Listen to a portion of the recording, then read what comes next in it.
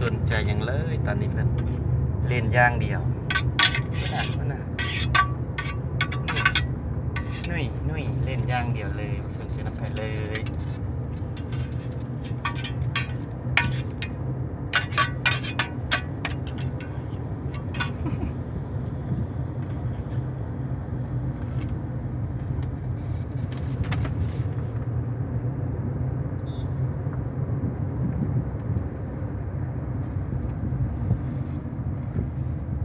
กำลังครึ่งตัวอยู่ตอนนี้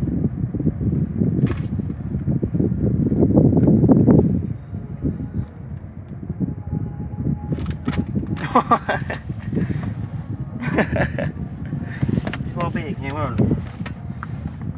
จนว่าหัวรุดเนาะอีพ่อเบรกไงบดจนว่าโอ้ได้ยินเสียงเพลงร้องเพลงนำละเอาร้องเพลงโอ้ยถือเพลงเพิ่นมากอีกนะสาวไซธานีนี่นะ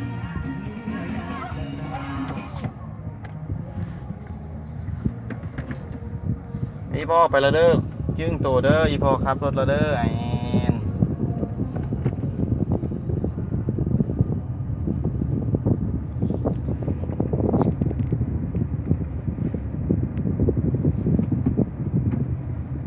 ซึ้งอย่างบ่นี่ไอ้ท็อปซึ้งอย่างลูกฮะซึ้งอย่างว่าซึ้งอย่างว่า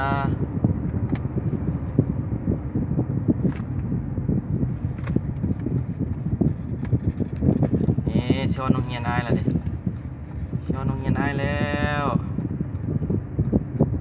วางเลยพอสิโค้งละเด้อโค้งชายละเด้อพอสิโค้งชายละเด้อจึงเด้อจึงนี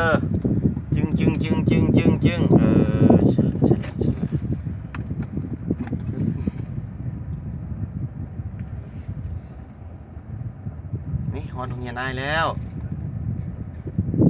ซอกบอลจอดมานี่น้องเฮียนายละซอกบอลจอดกันครับเคือบ้างยังไงบ้างยังวะ